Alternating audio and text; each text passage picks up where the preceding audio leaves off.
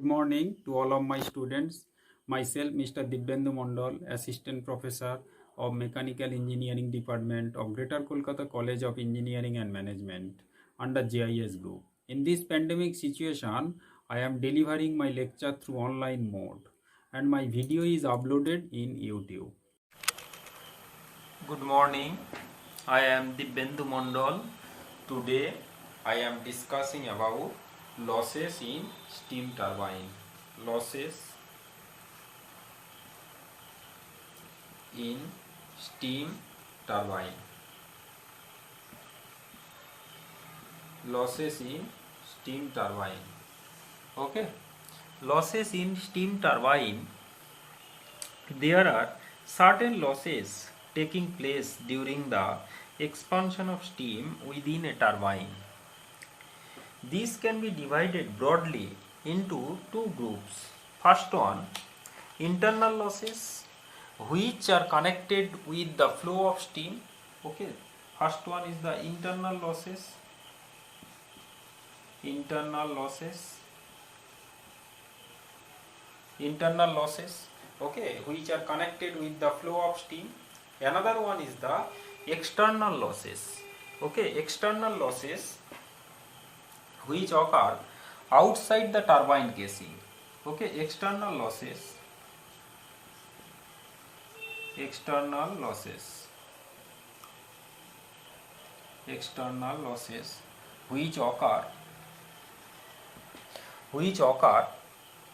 outside the turbine casing. The internal losses may be enumerated as follows. First one is the losses in regulating valves. Okay, first one is the internal losses. There are different section. First one is the losses in regulating valve. Losses in regulating valves. Losses in regulating valves. Second one is the nozzle friction losses. Okay, second one is the nozzle friction losses. Nozzle friction losses. Okay, third one is the blade friction losses. Blade friction losses. Okay, fourth one is the disc friction losses. Disc friction losses. Okay, and partial admission losses. Another one is the partial admission losses.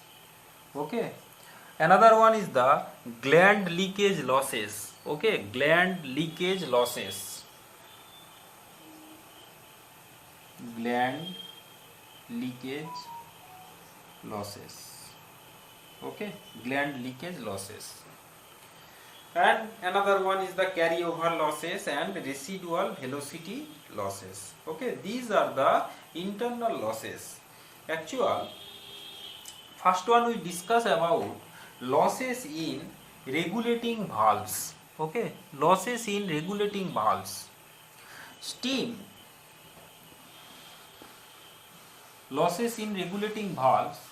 Steam before entering the turbine passes through the main valve and the regulating valves. The flow through these being accompanied by pressure losses. Okay, steam before entering the turbine passes through the main valves and the regulating valves. The flow through these being accompanied by pressure losses. Steam gets throttled adiabatically with constant enthalpy. Okay, steam gets throttled adiabatically. Steam gets throttled adiabatically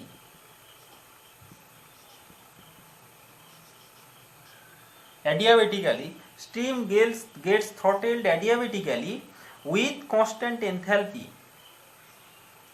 However, the enthalpy drop in the turbine decreases yielding less specific output. Thus, some available energy of steam is lost due to the irreversible process of throttling. The pressure drop varies 3 to 5% of the inlet steam pressure. 3 to 5% of the inlet steam pressure. Okay, 3 to 5% of the inlet steam pressure. Okay. Another one is the nozzle friction losses. Okay, nozzle friction losses. Second one is the nozzle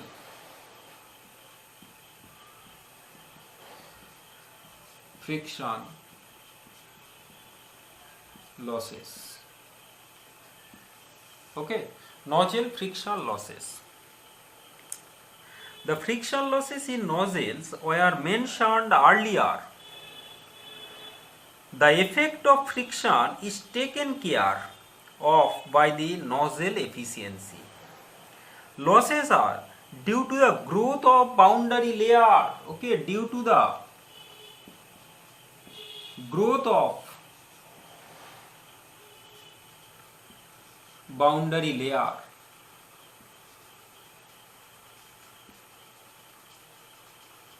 Okay, losses are due to the growth of boundary layer and the formation of eddies in the wake, apart from the frictional resistance of walls, which varies with the height and length of passage. Losses are higher in a turbulent boundary layer than a laminar one. Okay, in turbulent, losses higher in turbulent boundary layer. Turbulent boundary layer. Okay, losses occur higher in turbulent boundary layer. In reaction turbine, where pressure or enthalpy drop per stage is less due to lower velocity, the laminar condition persists over a greater length of passage. So, the friction loss is less than the impulse stage. However, due to the large number of stages, okay, thus nozzle loss depends on the size,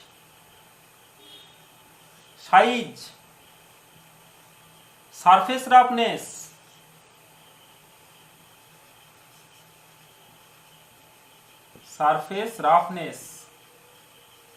okay, তাহলে depends on the size, surface roughness, okay, and entrance, roundness of the entrance, divergence angle, okay, roundness of the entrance, divergent angle, roundness of the entrance, okay, roundness of the entrance and divergent angle, divergent angle, okay, divergent angle. তাহলে these are the nozzle friction losses. Another one is the blade friction losses. Third one is the blade friction losses. Blade friction losses, blade friction losses, okay. Losses in moving blade are caused by various factors as enumerated below. First one is the impingement losses, okay, first one is the impingement losses, impingement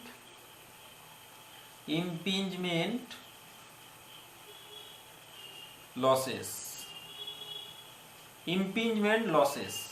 okay.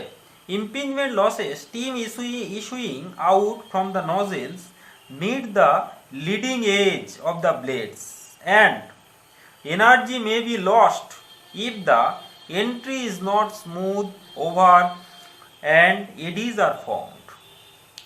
First, another one is the friction losses. Friction losses. Friction losses. Steam encounters these losses in the blade passes, which depends on the roughness of the blade surface. Another one is the turning losses. Third one is the turning losses. Turning losses. And fourth one is the wake losses. Okay, fourth one is the wake losses. Wake losses. Fourth one is the wake losses.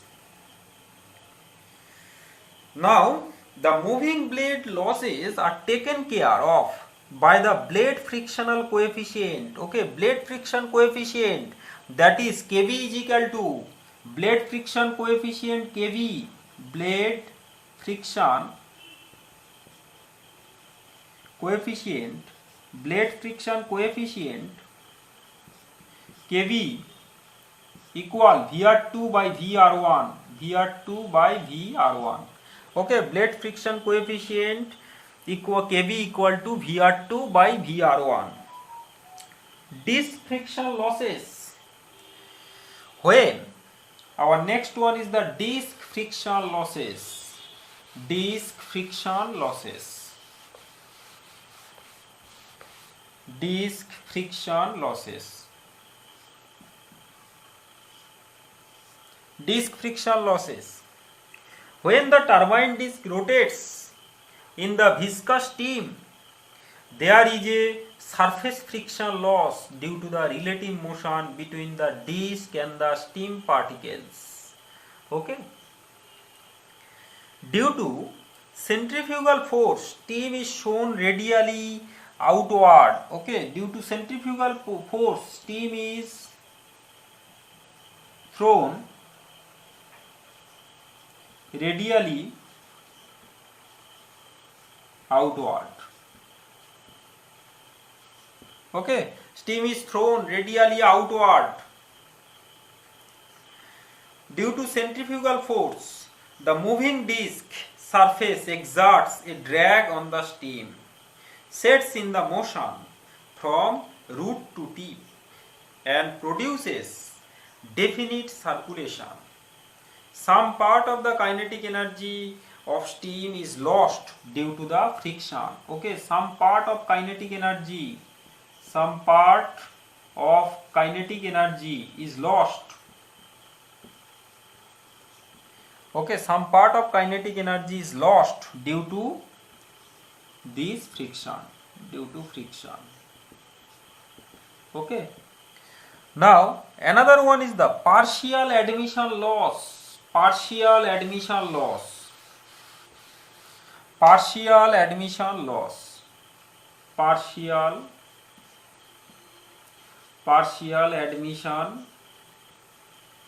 admission loss.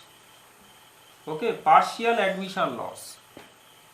An impulse stage operating with partial admission or an early stage in such a turbine with nozzles provided only over a part of the blade periphery will have blades idle during part of the revolution. Some portion of kinetic energy of incoming steam,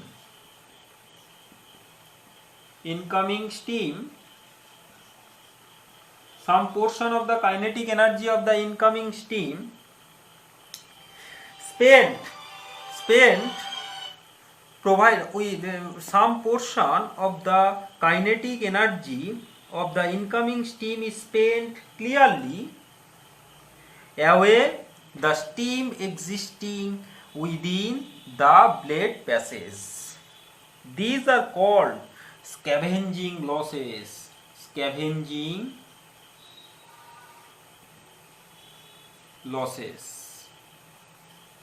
Okay, these are called scavenging losses.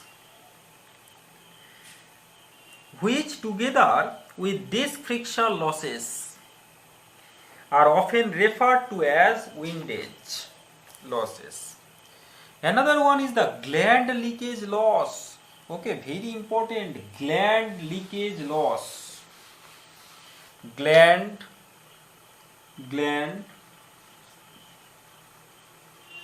leakage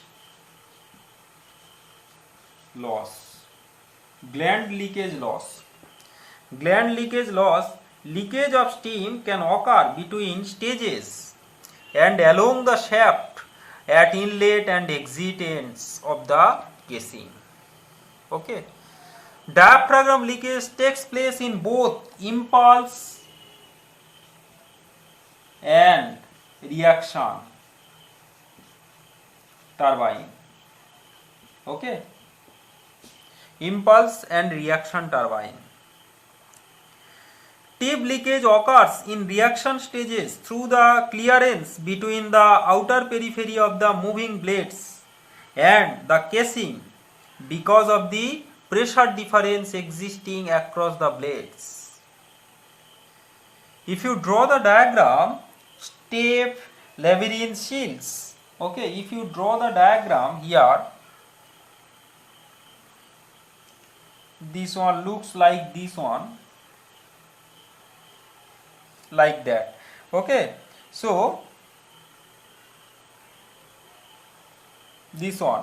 Okay, they are here the steam inflow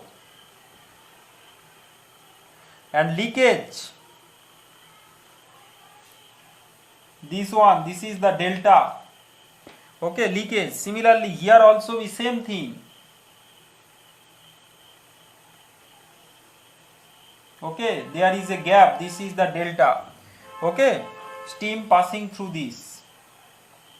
Okay, so this one, same thing here also be there. Okay, same thing here also be there. If you draw this one, then this one is the stepped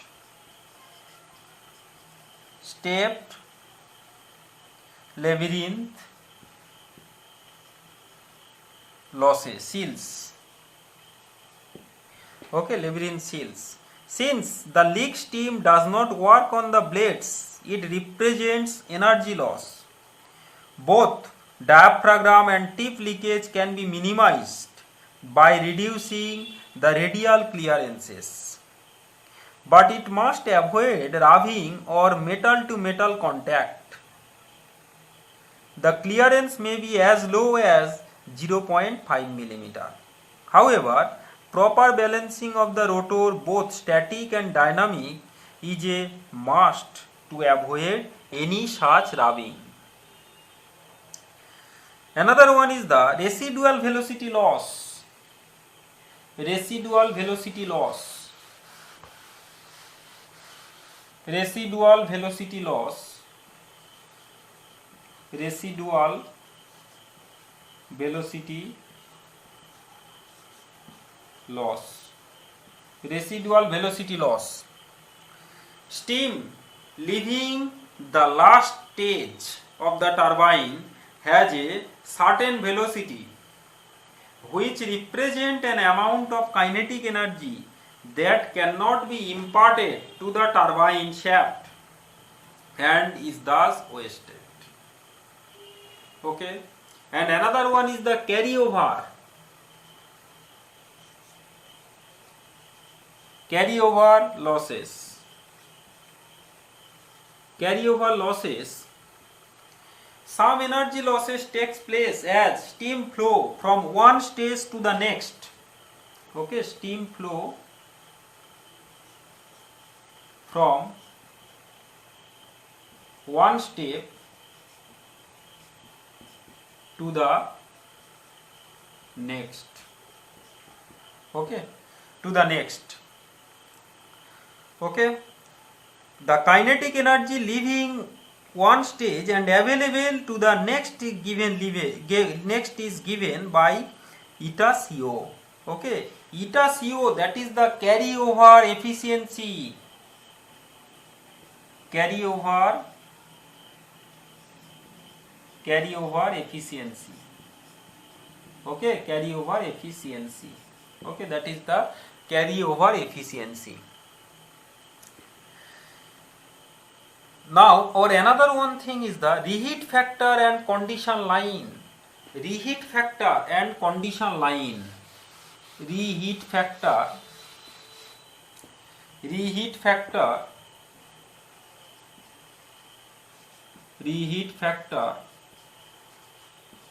and condition line. Okay, reheat factor and condition line. Okay, typical stage efficiencies, if you draw the diagram, one is the rho, another one is the eta. Okay, 2 rho Purtis, another one is the impulse, and another one is the reaction. Okay, 2 rho Purtis, 2 rho Purtis. Another one is the impulse, and this one is the reaction. Okay, reaction. This is the typical stage efficiencies. Typical stage efficiencies.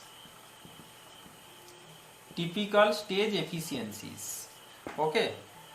So, typical stage efficiencies of simple impulse, Purtis and reaction stages, which demonstrate the variation of blading efficiency. As discussed in the earlier article, there are various losses in the stage, and the portion of the available energy not converted to work and remaining in the fluid is termed as reheat. A single stage reheat cycle, if you draw the diagram, single stage reheat cycle, HS diagram of the single stage reheat cycle, this one is the CP. Okay, this is the enthalpy, this is the entropy, HS. Okay, this is the entropy, and this is the pressure P1, and another one is the pressure P2. Okay, P2. So, this one, a single stage expansion in the reheat. Here, delta HS is equal to H1 minus H2S. Okay, so 1, 2, if you draw. Okay, 1 here, 1, and here 2. And that is the 2S. Okay, 2S. So, you may write down HS is equal to H1 minus H2S. Okay, delta HS, H1 minus H2S. Okay, delta HS is equal to H1 minus H2S. And delta H is equal to H1 minus H2. Delta H equal to H1 minus H2. That is the actual enthalpy drop, H1 minus H2, and H1 minus H2S, that is the isentropic enthalpy drop, and reheat is equal to, very important, H2 minus H2S. Reheat is equal to, reheat equal to H2 minus H2S. Okay, reheat is equal to H2 minus H2S. Reheat takes place with increase in entropy. Reheat in a given stage is available to do work in the succeeding stage, except the last stage where the reheat is a loss. The constant pressure lines diverge from one another, thereby increasing the enthalpy drop for the same pressure drop. Okay. and the condition of representing the actual expansion in the turbine is approximately the locus of points indicating in the actual condition of the steam at the exit of each stage. So this one is the reheat single stage with reheat. Okay, thank you. Last, if you like my video, you have to subscribe. Okay, thank you.